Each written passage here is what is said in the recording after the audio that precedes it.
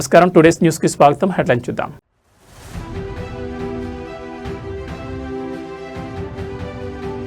కోనూరు ఘాట్ రోడ్లో ఘోర ప్రమాదం. 100 అడుగుల లోయలో పడ్డ పర్యాటకుల bus.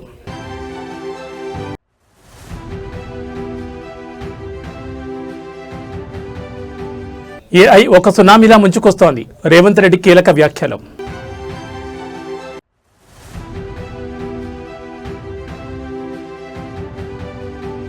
Bharat Mahakali time follow అవ్వాలి. కేంద్ర మంత్రి ఆసక్తికర వ్యాఖ్యలు.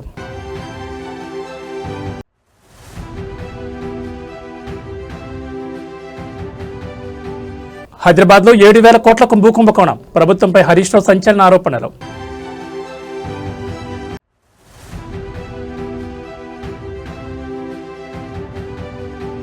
కుశీనగర్ జాతరలో ఘోర ప్రమాదం. 60 అడుగుల ఎత్తు నుండి కూలిన భారీ స్వింగ్ రైడ్. ఇక డీటెయిల్స్ చూస్తే కర్నూలులో ఘోర ప్రమాదం చోటు చేసుకుంది. తమిళనాడులోని ఈ పర్యాటక ప్రాంతంలో ఒక టూరిస్ట్ మినీ బస్ లోయలో పడిపోవడంతో తీవ్ర విషాదం నెలకొంది. వివరాల్లోకి వెళ్తే నమ్మక్కల్ నుండి ప్రయాణం ప్రారంభించిన పర్యాటకుల మినీ బస్ కూనూర్ ఘాట్ రోడ్లలో వెళ్తుండగా నియంత్రణ కోల్పోయి దాదాపు 100 అడుగుల లోతైన లోయలోకి దూసుకెళ్లింది. ఈ ప్రమాదంలో 12 మందికి పైగా ప్రయాణికులు తీవ్రంగా గాయపడినట్లు సమాచారం. ఈ ఘటనతో అక్కడ ఒక్కసారిగా ఆందోళనకర పరిస్థితులు నెలకొన్నాయి. ప్రమాదం జరిగిన వెంటనే స్థానికులు, పోలీసులు, అగ్నిమాపక సిబ్బంది సంఘటనా స్థలాన్ని చేరుకుని సహాయక చర్యలు చేపట్టారు. గాయపడిన వారిని అత్యవసరంగా సమీప ఆసుపత్రులకు తరలిస్తున్నారు. ప్రత్యక్ష సాక్షుల ప్రకారం ఈ ప్రాంతం చాలా ప్రమాదకరమైన ఘాట్ రోడ్డుతో ఉండడంతో డ్రైవర్ వాహనంపై నియంత్రణ కోల్పోయినట్లు అనుమానం వ్యక్తమవుతోంది.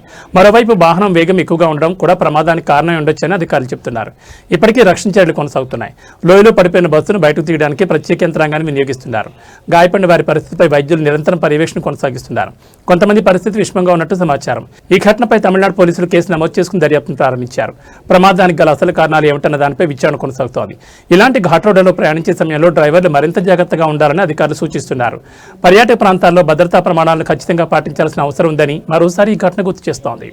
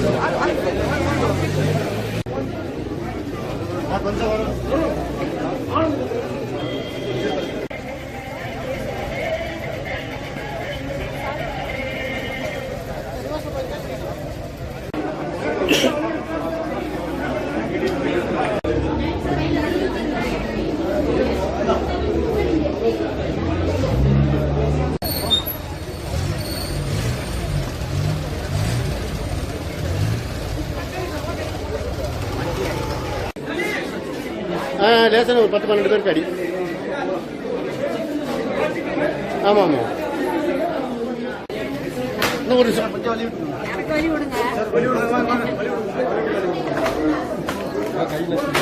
பார்த்து கையை நசிக்கிறார். கொஞ்சம் வழி விடுங்க சார். சார் இப்படியா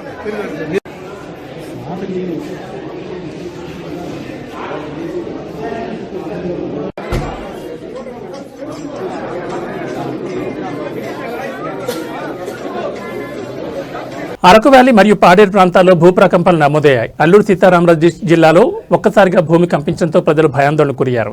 సమాచారం ప్రకారం సుమారు 8 సెకండ్ల పాటు భూమి కంపించినట్లు స్థానికులు చెబుతున్నారు.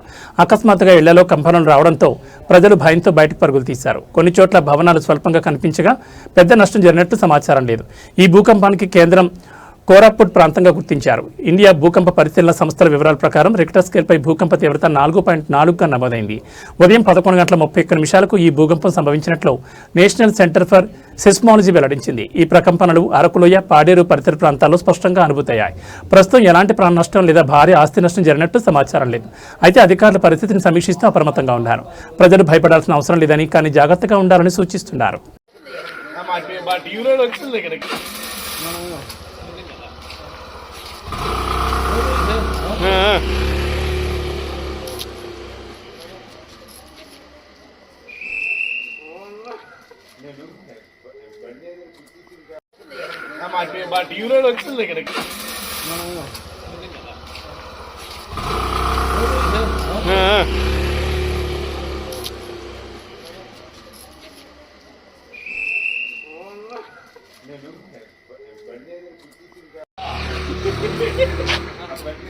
కదా గట్టికి పుట్టాడు కదా ఏటైందని వచ్చాను కాలు కూడా వదిలేసి బండి ఇక ఆ కారు పెడతాడు కదా దానికి తీసినట్టు షేకింగ్ వచ్చింది. నేను గబుక్కొని వచ్చాను నేను దాని గురించి. సోఫా తర్వాత మంచం రెండు గోడకు తీసుకున్నాం. క్రికెట్ మ్యాచ్ చూస్తున్నాం, లాస్ట్ బాల్ కొట్టలేపరాలు. ఆ విధంగా ఈ భూకంపం కూడా మాకు డిసప్పాయింట్ అయిపోయింది. కాతిహార్లో తీవ్ర ఉద్రిక్త పరిస్థితులు నెలకొన్నాయి. పోలీసులపై స్థానికుల ఆగ్రహంతో దాడికి దిగిన ఘటన కలకలం రేపుతోంది. వివరాలకు వెళ్తే బైక్ దొంగతనం కేసులో అరెస్ట్ అయిన 24 ఏళ్ల యువకుడు రాకేష్ యాదవ్ పోలీస్ కస్టడీలో అనుమానాస్పద పరిస్థితిలో మరణించాడు. అయితే ఈ మరణం వెనుక పోలీసుల చిత్రహింసలే కారణమని ఆరోపిస్తూ బాధిత కుటుంబ సభ్యులు, స్థానికులు ఆగ్రహంతో రగిలిపోయారు. ఈ ఘటనతో ఆగ్రహం చెందిన ప్రజలు నేరుగా పోలీస్ స్టేషన్పై దాడి చేశారు. పోలీసులను తరుముతూ చితకబాదిన ఘటన అక్కడ ఉద్రిక్తతను మరింత పెంచింది. పరిస్థితి అదుపులోకి తీసుకురావడానికి భారీగా పోలీసు బలగాలను మోహరించారు. సమాచారం ప్రకారం పరిస్థితి విషమించడంతో స్టేషన్ హౌస్ ఆఫీసర్ సహా 2 పోలీసులు తీవ్రంగా గాయపడినట్టు తెలుస్తోంది. కొంతమంది పోలీసు వాహనాలు ధ్వంసమయ్యాయి. ఈ ఘటనపై బీహార్ పోలీసు ఉన్నతాధికారులు స్పందించి వెంటనే విచారణకు ఆదేశాలు జారీ చేశారు. కస్టడీ డెత్పై పూర్తిస్థాయి దర్యాప్తు చేపడుతున్నామని తెలిపారు. ప్రస్తుతం ఆ ప్రాంతంలో భారీగా పోలీసు బలగాలను మోహరించి పరిస్థితిని అదుపులోకి తీసుకొచ్చే ప్రయత్నాలు కొనసాగుతున్నాయి. ఉద్రిక్తత ఇంకా నెలకొని ఉండడంతో అధికారులు అప్రమత్తంగా ఉన్నారు.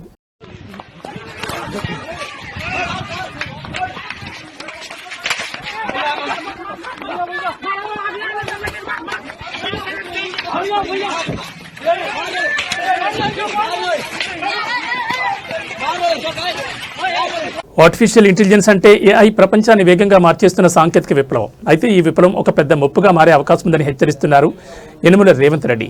ఏఐ ఒక సునామీలా ముంచుకొస్తుందంటూ ఆయన కీలక వ్యాఖ్యలు చేశారు. ఈ నేపథ్యంలో ఆర్టిఫిషియల్ ఇంటెలిజెన్స్ ప్రభావాన్ని సమర్థంగా ఎదుర్కొనేందుకు ముందుగానే ప్రత్యామ్నాయ మార్గాలపై ఆలోచన చేయాల్సిన అవసరం ఉందని స్పష్టం చేశారు. ప్రపంచవ్యాప్తంగా ఏఐ వినియోగం వేగంగా పెరుగుతోంది. ఉద్యోగాలు, వ్యాపారాలు, విద్య, వైద్య రంగాలు ప్రతి రంగంలోనూ ఏఐ ప్రభావం స్పష్టంగా కనిపిస్తోంది. అయితే ఇదే వేగం భవిష్యత్తులో పెద్ద సవాళ్లను తీసుకురావచ్చని నిపుణులు కూడా హెచ్చరిస్తున్నారు. ఈ నేపథ్యంలో ముఖ్యమంత్రి రేవంత్ రెడ్డి చేసిన వ్యాఖ్యలు ఇప్పుడు చర్చనీయాంశంగా మారాయి. ఏఐ వల్ల ఉద్యోగ అవకాశాలపై ప్రభావం పడే అవకాశం ఉందని, సాంకేతిక మార్పులకు అనుగుణంగా నైపుణ్యాలను పెంపొందించుకోవాల్సిన అవసరం ఉందని ఆయన సూచించారు. అంతేకాకుండా ప్రభుత్వాలు, విద్యాసంస్థలు, పరిశ్రమలు కలిసి పనిచేస్తేనే ఏఐ సవాళ్లను ఎదుర్కోగలమని అభిప్రాయపడ్డారు. భవిష్యత్తులో టెక్నాలజీతో పాటు మానవ విలువలను కూడా కాపాడుకోవాల్సిన అవసరం ఉందని ఆయన పేర్కొన్నారు. ఈరోజు నాణ్యమైన విద్యను అందించకుండా సాంకేతిక నైపుణ్యాన్ని మన యువతకు నేర్పకపోతే ఈ ఏఐ సునామీలో వీళ్ళు ఏమి ప్రయోజకులు కాని పరిస్థితి వస్తే ఈ దేశం ఎదుర్కోబోయే సమస్య ఎంత తీవ్రమైనదో ఈరోజు వేదిక మీద ఉన్న మనందరం ఆలోచన చేయాలి. అందుకే ఈరోజు రాష్ట్ర ప్రభుత్వం కొన్ని అంశాలలో మాకు భిన్నాభిప్రాయాలు ఉండొచ్చు, కొన్ని అంశాలలో భేదాభిప్రాయాలు ఉండొచ్చు. నాకు తెలిసి విద్యకు, వైద్యానికి సంబంధించి కిషన్ రెడ్డి గారు కానీ, రఘునందన్ రావు గారు కానీ, లేకపోతే మా మిత్రులు వేదిక మీద ఉన్న ఎమ్మెల్సీలకు, మా అరుణమ్మ గారు కానీ, మాకెవరికి భిన్నాభిప్రాయాలు లేవు. మా అందరి అభిప్రాయం ఒకటే, నాణ్యమైన విద్యను పేదలకు అందించడం ద్వారా దేశానికి ప్రయోజకులను తయారు చేయాలి. రీసెంట్గా 2024లో మేము ఒక సర్వే చేసినాం, social economic, education, employment, political and caste survey. ఈ రాష్ట్రంలో ఉన్న జనాభా మొత్తాన్ని లెక్కించినాం, కులగణన చేసినాం, విద్య, ఆర్థిక పరిస్థితి, రాజకీయంగా కూడా వాళ్ళు ఎప్పుడైనా లైఫ్లో ఆ కమ్యూనిటీ నుంచి వార్డ్ మెంబర్ అయిందా, సర్పంచ్ అయిందా, లేకపోతే ఆ కమ్యూనిటీస్లలో ఎవరైనా పట్టభద్రుల వరకు చదువుకున్నారా, లేకపోతే ఆ కమ్యూనిటీస్ నుంచి డాక్టర్లు ఇంజనీర్లు ఎవరైనా అయినరా తో సహా 57 ప్రశ్నలతోని socio economic education, employment, political and caste survey చేసినాం. కృష్ణా జిల్లాలో కల్తీ బీర్ల వ్యవహారం కలకలం రేపుతోంది. ఒక వైన్ షాప్లో జరిగిన ఈ ఘటన స్థానికంగా తీవ్ర ఆందోళనకు దారితీసింది. పామరు నియోజకవర్గంలోని కాజా గ్రామంలో ఉన్న వైన్ షాప్లో వినియోగదారులు ఆశ్చర్యానికి గురయ్యారు. బీర్ బాటిల్లో కంపెనీ చెందినదిగా ఉండగా దానికి ఉన్న మూత మరో కంపెనీదిగా కనిపించడం అనుమానాలకు తావిచ్చింది. అంతేకాకుండా ఒక బీర్ బాటిల్ లోపల ఏదో చనిపోయి తేలుతున్నట్లు కనిపించడంతో మందుబాబులు షాకు గురయ్యారు. వెంటనే వారు షాప్ సిబ్బందిని ప్రశ్నించగా సరైన సమాధానం ఇవ్వకపోవడంతో పరిస్థితి ఉద్రిక్తంగా మారింది. సిబ్బంది నిర్లక్ష్యపూరిత సమాధానంతో వినియోగదారులు మరింత ఆగ్రహానికి గురయ్యారు. ఈ ఘటనతో అక్కడ కొంతసేపు ఉద్రిక్త పరిస్థితులు నెలకొన్నాయి. ఇలాంటి ఘటనలు ప్రజల ఆరోగ్యానికి తీవ్ర ముప్పు కలిగించే అవకాశం ఉన్నందున అధికారులు వెంటనే స్పందించి పూర్తిస్థాయి దర్యాప్తు చేపట్టాలని స్థానికులు డిమాండ్ చేస్తున్నారు. కల్తీ మద్యం విక్రయాలపై కఠిన చర్యలు తీసుకోవాలని కోరుతున్నారు. ఈ ఘటనపై ఆంధ్రప్రదేశ్ ఎక్సైజ్ డిపార్ట్మెంట్ దృష్టి సారించినట్లు సమాచారం. సంబంధిత వైన్ షాప్పై చర్యలు తీసుకునే అవకాశాలున్నాయని తెలుస్తోంది. నీ పేరేం పేరు? నీ పేరేం పేరు? మనోడి పేరేం పేరు? ఒకసారి రామన్. మనోడిని ఒకసారి రామన్.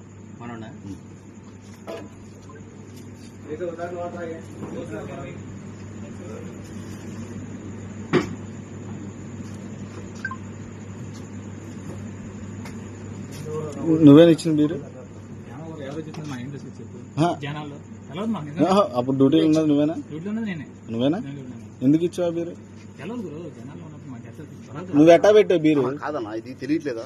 ఎన్ని రోజులు అవుతుందా బీరు? పైన ఉంది మూత. చూడకుండా నువ్వు బీరు దాంట్లో ఎందుకు? నువ్వు అది పక్కన పెట్టింది కాదుగా, ఫ్రిడ్జ్ లో పెట్టిందేగా. ఫ్రిడ్జ్ లో ఎందుకు పెట్టావు? ఫ్రిడ్జ్ లో ఎందుకు పెట్టావు అంటున్నా. మాకు ఎందుకు వచ్చిందన్న? తాగి చచ్చిపోతే ఏంటి పరిస్థితి?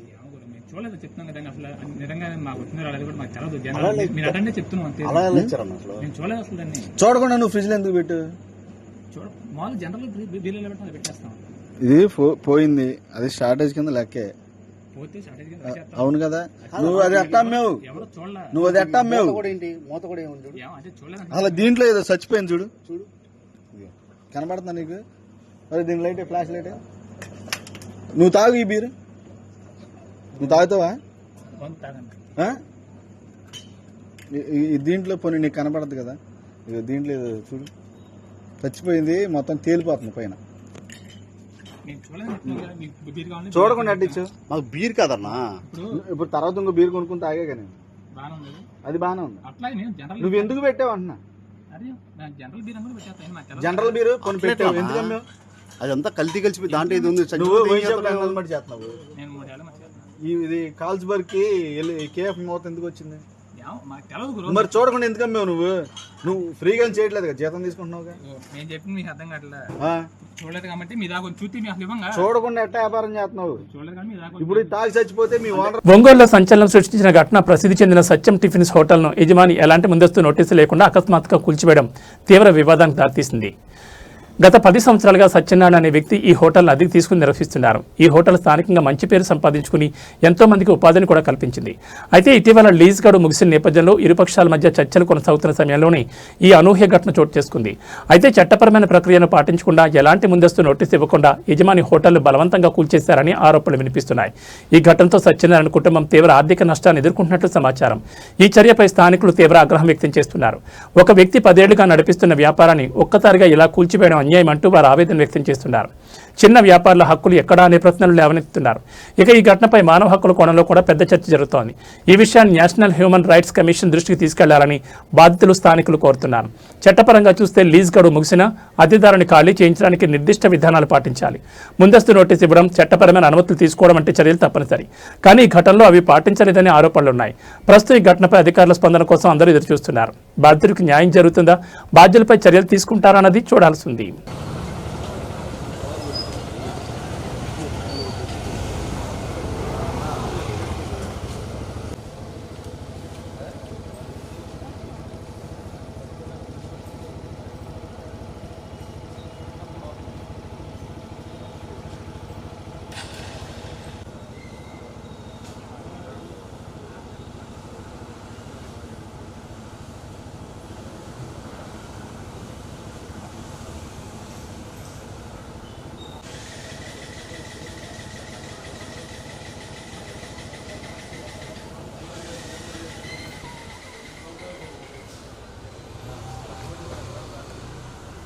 నా పేరు చేదల సత్యనారాయణ. మాది సత్యం హోటల్ అంటారు, లాయరిపేట, సాయిబాబా గుడి పక్క సందు, మహాలక్ష్మి టవర్ ఆపోజిట్. మేము దాదాపు 10 సంవత్సరాల నుంచి ఇక్కడ హోటల్ రన్ చేస్తున్నాము. మాది 35 సంవత్సరాల నుంచి వ్యవస్థ మాది. 10 సంవత్సరాల నుంచి ఈ స్థలంలో మేము చేస్తున్నాము.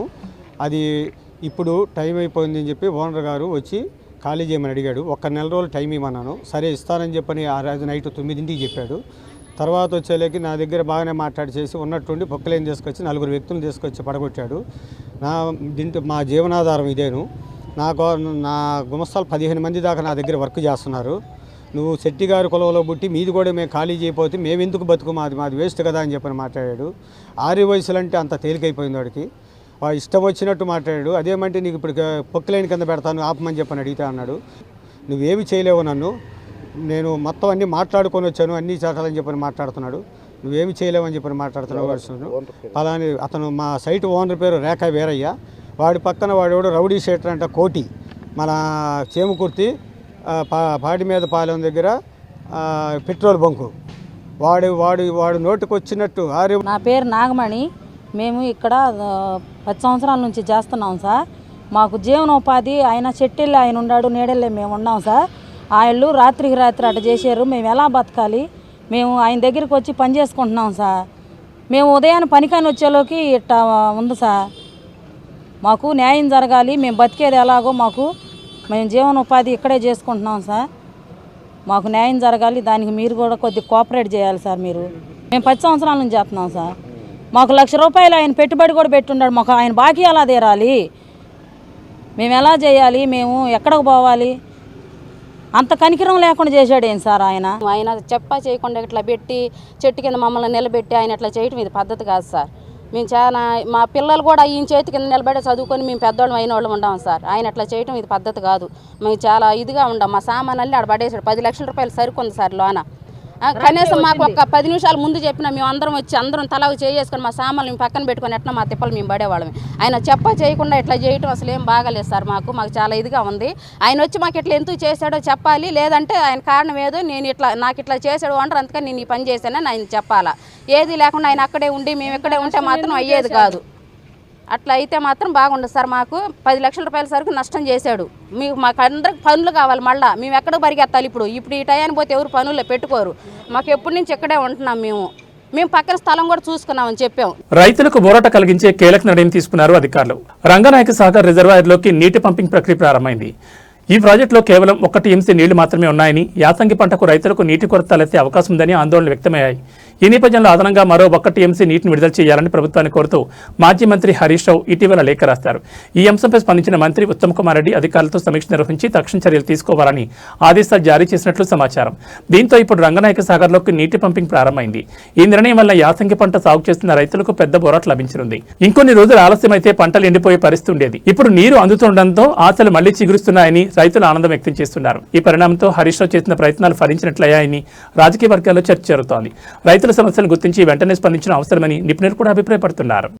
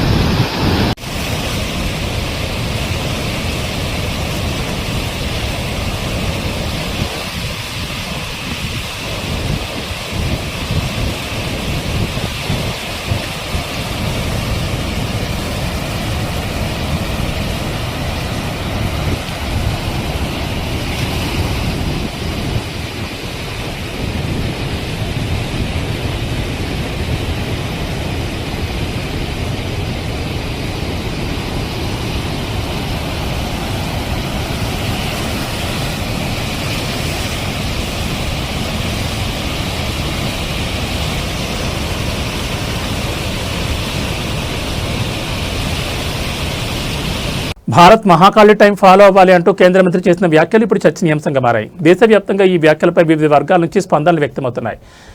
భారతదేశం తన సాంస్కృతిక మూలాలను, ఆధ్యాత్మిక వారసత్వాన్ని మరింతగా ఆచరణలోకి తీసుకురావాల్సిన అవసరం ఉందని కేంద్ర మంత్రి అభిప్రాయపడ్డారు.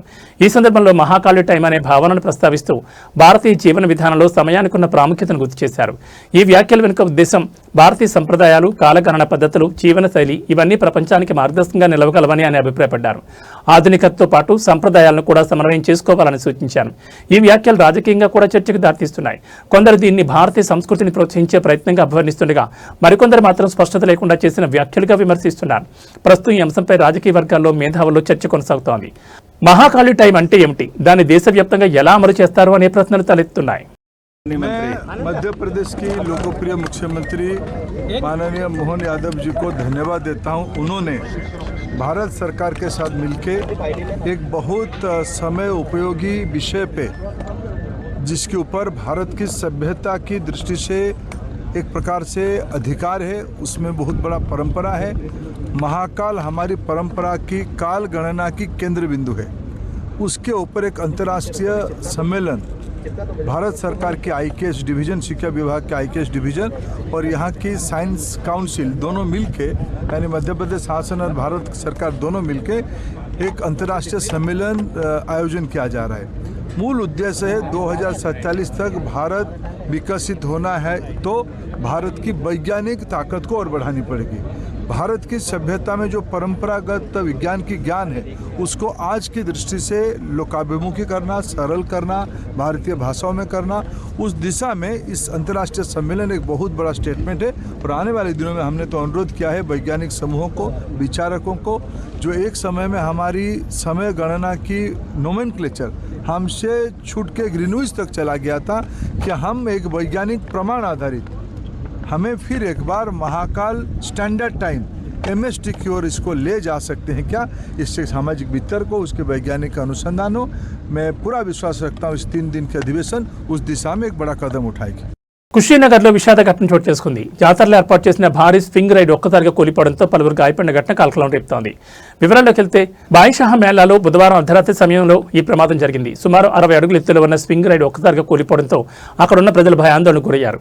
ఈ ప్రమాద సమయంలో ఆ రైడ్లో సుమారు 70 నుంచి 80 మంది వరకు ప్రయాణికులు ఉన్నట్లు సమాచారం. ముఖ్యంగా మహిళలు, చిన్నపిల్లలు ఎక్కువగా ఉన్నారు. రైడ్ కేవలం 2 రౌండ్లు మాత్రమే పూర్తి చేసిన వెంటనే ఈ ప్రమాదం చోటు చేసుకోవడం మరింత ఆందోళన కలిగిస్తోంది. ఈ ఘటనలో సుమారు 30 మంది వరకు గాయపడినట్లు అధికారులు వెల్లడించారు. గాయపడిన వారిని వెంటనే సమీప ఆసుపత్రులకు తరలించి చికిత్స అందిస్తున్నారు. కొందరి పరిస్థితి విషమంగా ఉన్నట్లు సమాచారం. ప్రమాదం జరిగిన వెంటనే స్థానికులు, పోలీసులు, అత్యవసర సిబ్బంది సంఘటనా స్థలానికి చేరుకుని సహాయక చర్యలు చేపట్టారు. కూలిపోయిన స్వింగ్ రైడ్ కింద చిక్కుకున్న వారిని బయటకు తీయడానికి తీవ్రంగా శ్రమించారు. ప్రాథమిక సమాచారం ప్రకారం రైడ్ నిర్మాణంలో లోపాలు లేదా అధిక బరువు కారణంగా ఈ ప్రమాదం జరిగి ఉండొచ్చని అనుమానిస్తున్నారు. అయితే అసలు కారణాలు ఏమిటన్న దానిపై అధికారులు దర్యాప్తు ప్రారంభించారు. ఈ ఘటనపై ఉత్తరప్రదేశ్ పోలీసులు కేసు నమోదు చేసుకుని విచారణ చేపట్టారు. జాతరలో భద్రతా ప్రమాణాలు పాటించకపోతే ఇలాంటి ప్రమాదాలు చోటు చేసుకునే అవకాశం ఉందని నిపుణులు హెచ్చరిస్తున్నారు. ఈ ఘటనతో స్థానికంగా తీవ్ర భయాందోళన నెలకొన్నాయి. జాతరలో వినోదానికి వెళ్లిన ప్రజలు ఇలాంటి ప్రమాదాలు గురికావడం ఆందోళన కలిగిస్తోంది.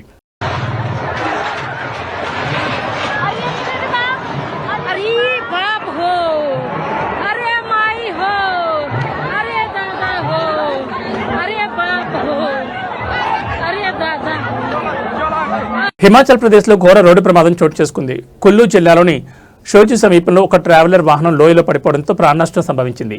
సుమారు 22 మందితో ప్రయాణిస్తున్న ట్రావెలర్ వాహనం కొండ మార్గంలో వెళుతుండగా డ్రైవర్ నియంత్రణ కోల్పోయి లోతైన లోయలో పడిపోయింది. ఈ ప్రమాదం ఒక్కసారిగా జరిగిపోవడంతో అక్కడ ఉన్నవారు తీవ్ర భయాందోళనకు గురయ్యారు.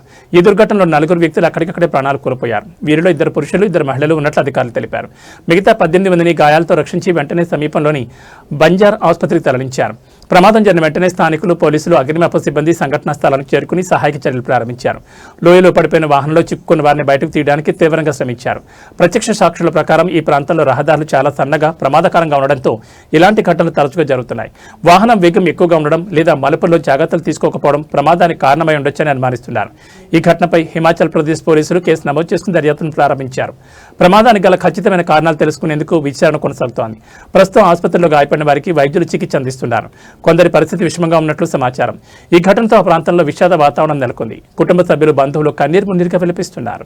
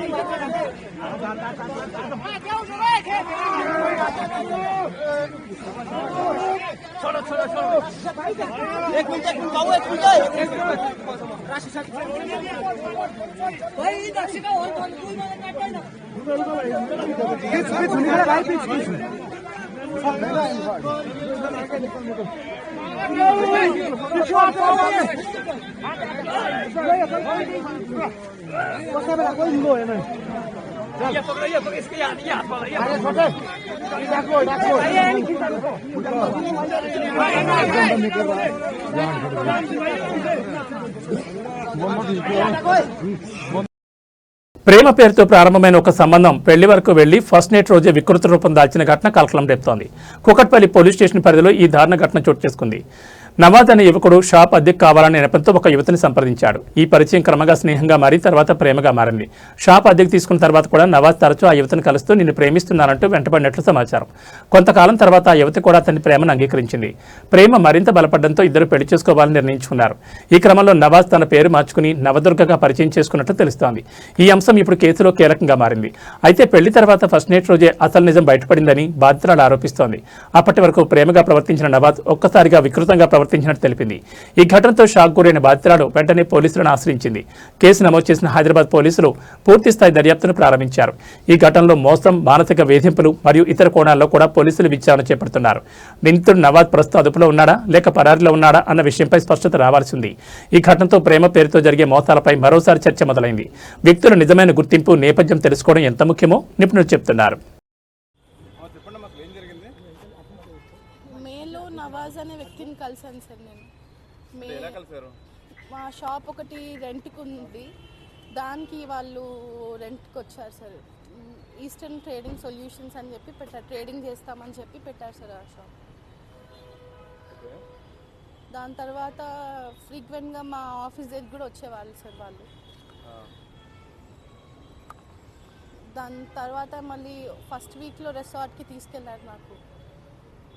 అక్కడ అంటే ఏమి మత్తు పదార్థాలు ఇచ్చారో తెలీదు. అది తిన్న తర్వాత నేను నా కాన్షియస్ స్టేట్లో లేను సార్. నేను తర్వాత అలా 3 సార్లు ఒకసారి బేగంపేట్ ఫ్లాట్లో కూడా అలా చేశారు సార్. నన్ను అంటే రేప్ చేశారు సార్ వాళ్ళు. వాళ్ళ తమ్ముళ్ళు మున్నావర్, షారుఖ్, ఇస్మాయిల్, వాళ్ళ ఫ్రెండ్ లీలాఫ్ అని చెప్పి అతను, నవాజ్.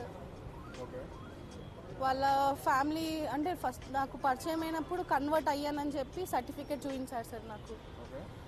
నవదుర్గా అని చేంజ్ చేయాలని చెప్పారు. తర్వాత మా మమ్మీకి కూడా అలానే ఒప్పించారు వాళ్ళు. మా ఫాదర్ లేరు సార్ మాకు. వాళ్ళు ఫస్ట్ వీక్లోనే రిసార్ట్కి తీసుకెళ్ళి అతను మా ఫ్యామిలీ వస్తున్నారు అక్కడికి, మనం మన ఫ్యామిలీని కలుద్దామని చెప్పి తీసుకెళ్ళారు. కానీ అక్కడ చూస్తే ఎవరు రాలేదు సార్. తీశారు సార్. అంటే ఆ రోజు నెక్స్ట్ డే మార్నింగ్ చూపించాడు నాకు, నా ఫొటోస్ చూపించి నేను నిన్ను తప్ప ఎవరిని పెళ్లి చేసుకుని నువ్వు ఏమైనా చేసుకుంటే కూడా ఇవన్నీ బయట పెడతానని చెప్పాడు సార్. జూలై 28కి పెళ్లి చేసుకున్నారు సార్ కుకట్పల్లి రిజిస్టర్ ఆఫీస్లో. తర్వాత నన్ను ముస్లింలోకి మార్పించుకున్నాడు సార్. ఇమాం ఏం పేరమ్మా? సార్ ఏం పేరు? నజీరా అని పేరు పెట్టారు సార్. ఓకే. తర్వాత తర్వాత నాకు నేను వెజిటేరియన్, నాన్ వెజ్ తినను, బీఫ్ తినిపివ్వడము, కల్మా చదివించారు.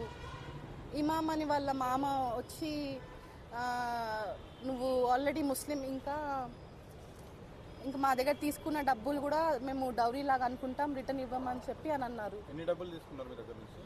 అప్పుడు వరకు అయితే 16.7 lakhs తీసుకున్నారు. దాని తర్వాత మళ్ళీ మా మమ్మీ ల్యాండ్ అమ్మించారు సార్. ల్యాండ్ ఫస్ట్ ఒకసారి బిజినెస్ అని తీసుకున్నారు, దాని తర్వాత నా పేరు మీద ల్యాండ్ రిజిస్ట్రేషన్ అని చెప్పి తీసుకున్నారు. ఒక చిన్నారిపై అమానుష దాడి ఘటన దేశవ్యాప్తంగా కలకలం రేపుతోంది. ఓ మదరసాలో బాలుని దారుణంగా కొట్టిన వీడియో బయటకు రావడంతో తీవ్ర ఆగ్రహం వ్యక్తమవుతోంది. ఇద్దరు వ్యక్తులు జునైద్, షోయబ్ ఒక మైనర్ బాలుని మదరసా లోపల తీవ్రంగా హింసించిన ఘటన వెలుగులోకి వచ్చింది. బాలుని ఏకంగా 36 సార్లు కొట్టినట్లు వీడియోలో కనిపిస్తోంది. ఈ దృశ్యాలు సామాజిక మాధ్యమాల్లో వైరల్ కావడంతో ప్రజలు ఆగ్రహం వ్యక్తం చేస్తున్నారు. ఈ ఘటన ఎక్కడ జరిగిందన్న దానిపై పూర్తి వివరాలు వెలుగులోకి వస్తున్నాయి. బాధిత బాలుడు తీవ్ర భయాందోళనకు గురయ్యాడని, శారీరకంగా కూడా గాయపడినట్లు సమాచారం. ఈ ఘటనపై వెంటనే స్పందించిన ఉత్తరప్రదేశ్ పోలీసులు దర్యాప్తు చేపట్టి నిందితులు జునైద్, షోయబ్లను అదుపులోకి తీసుకున్నారు. అదేవిధంగా యోగి ఆదిత్యనాథ్ ప్రభుత్వం ఈ ఘటనను తీవ్రంగా పరిగణించి బాధ్యులపై కఠిన చర్యలు తీసుకోవాలని అధికారులు ఆదేశాలు జారీ చేసినట్టు తెలుస్తోంది. ఈ ఘటనతో విద్యాసంస్థల్లో పిల్లల భద్రతపై మరోసారి పెద్ద చర్చ మొదలైంది. పిల్లలపై ఇలాంటి దారుణాలు జరుగుతుండడం ఆందోళన కలిగించే విషయమని నిపుణులు చెబుతున్నారు. ప్రస్తుతం పోలీసులు కేసు నమోదు చేసుకుని పూర్తిస్థాయి దర్యాప్తును కొనసాగిస్తున్నారు. బాధిత బాలుడికి వైద్య సహాయం అందిస్తున్నట్లు సమాచారం.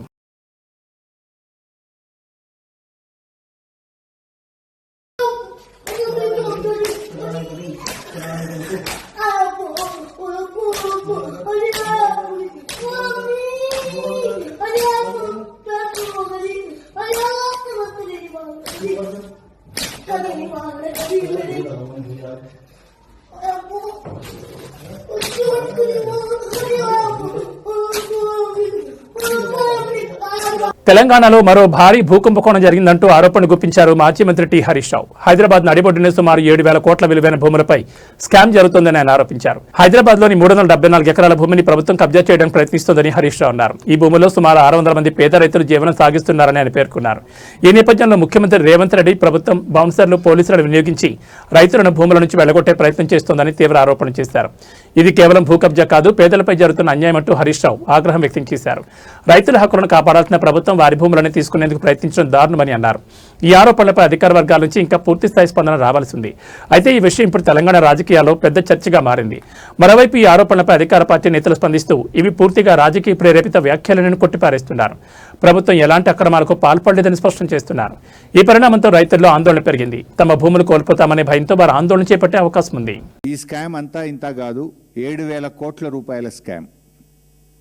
హైదరాబాద్ నడుబొడ్డున 7,000 కోట్ల రూపాయల భూ కుంభకోణానికి ఈ ప్రభుత్వ పెద్దలు దాంట్లో భాగస్వాములు. ఈ భూములు నాదర్గుల్ భూములు. ఈ భూములకు చాలా చరిత్ర ఉంది. ఈ భూములను ప్రభుత్వ భూములుగా డిక్లేర్ చేయాలని ఉమ్మడి రాష్ట్రంలో చంద్రబాబు నాయుడు పోరాటం చేసినాడు. రాజశేఖర్ రెడ్డి గారు ఈ భూములను ప్రభుత్వ భూములుగా ప్రకటించారు. కేసీఆర్ గారి ప్రభుత్వం ఈ భూములను రక్షించింది. ఇప్పుడు వచ్చిన రేవంత్ రెడ్డి ప్రభుత్వం భక్షిస్తున్నది. చంద్రబాబు పోరాటం, కాంగ్రెస్ నాటి వైఎస్ఆర్ ప్రభుత్వ భూములుగా డిక్లేర్ చేయడం, 10 ఏళ్ల బీఆర్ఎస్ ప్రభుత్వం ఈ భూములను రక్షించడం, అధికారంలో వచ్చిన 10 రోజుల్లోనే ఈ భూముల మీద కన్నుబడి ఈ భూములను భక్షించే కార్యక్రమానికి నేటి రేవంత్ రెడ్డి ప్రభుత్వం పాల్పడతా ఉంది. ఎట్లా పాల్పడ్డది, ఎప్పటి నుంచి స్టార్ట్ అయింది, దీని కుట్ర కుతంత్రం మొత్తం కూడా ఈరోజు బట్టబయలు చేయబోతా ఉన్నాం, ప్రజల ముందు పెట్టబోతా ఉన్నాం. ఈ 374 ఎకరాల భూమిలో దాదాపు 600 మంది పేద రైతులు బతుకుతూ ఉన్నారు. తాతలు, తండ్రులు, పిల్లల కాడ నుంచి బతుకుతూ ఉన్నారు. ఇవాళ వాళ్ళ భూముల్లోకి వాళ్ళని పోనీయకుండా బౌన్సర్లను పెట్టి పోలీసుల చేత దాడి చేయిస్తూ అక్రమ కేసులు పెడుతూ పేద రైతుల్ని భయభ్రాంతులకు గురి చేస్తూ ఉన్నారు. చాలామంది రైతులు బీఆర్ఎస్ పార్టీ ఆఫీస్కి వచ్చి మా దృష్టికి తేవడం జరిగింది. అది మా సబితక్క నియోజకవర్గం, మహేశ్వరం నియోజకవర్గంలో అక్కగారి దగ్గరికి వెళ్ళి ఎమ్మెల్యే గారుగా కనుక చాలామంది రైతులు అక్కగారికి చెప్పుకున్నారు, బీఆర్ఎస్ పార్టీ దృష్టికి తెచ్చారు. నిర్మల్లో ఫ్రిడ్జ్ పేలిన ఘటన కలకలం రేపింది. ఈ ప్రమాదంలో 2 ప్రాణాలు కోల్పోవడం తీవ్ర విషాదానికి దారితీసింది. నిర్మల్ పట్టణంలోని మహాలక్ష్మి వాడలో ఈ ఘటన చోటు చేసుకుంది. ఓ ఇంట్లో ఉన్న ఫ్రిడ్జ్ ఒక్కసారిగా పేలిపోవడంతో మంటలు వ్యాపించాయి. ఈ ఘటనలో విజయ్ అనే వ్యక్తితో పాటు మరో మహిళ తీవ్రంగా గాయపడ్డారు. గాయపడిన వారిని వెంటనే ఆసుపత్రికి తరలించి చికిత్స అందించారు. అయితే పరిస్థితి విషమించడంతో ఆదివారం వారిద్దరూ చికిత్స పొందుతూ మరణించినట్లు సమాచారం. ప్రాథమిక సమాచారం ప్రకారం షార్ట్ సర్క్యూట్ కారణంగానే ఈ ప్రమాదం జరిగి ఉండొచ్చని అధికారులు అనుమానిస్తున్నారు. ఎలక్ట్రికల్ లోపం వల్ల ఫ్రిడ్జ్ ఒక్కసారిగా పేలి మంటలు చెలరేగినట్టు తెలుస్తోంది. ఈ ఘటనతో స్థానికులు తీవ్ర భయాందోళనకు గురయ్యారు. అగ్ని ప్రమాదం ఎంత ప్రమాదకరమో మరోసారి ఈ ఘటన గుర్తు చేస్తోంది. ఇలాంటి ప్రమాదాలు నివారించేందుకు నిపుణులు కొన్ని సూచనలు చేస్తున్నారు.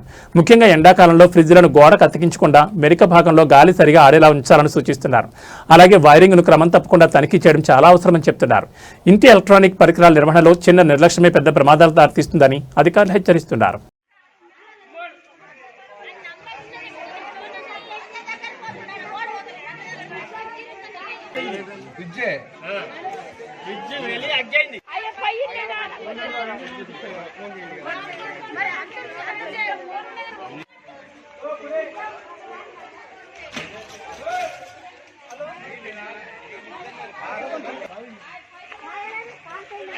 ఈ బులెటిన్ విశేషాలు. నమస్కారం.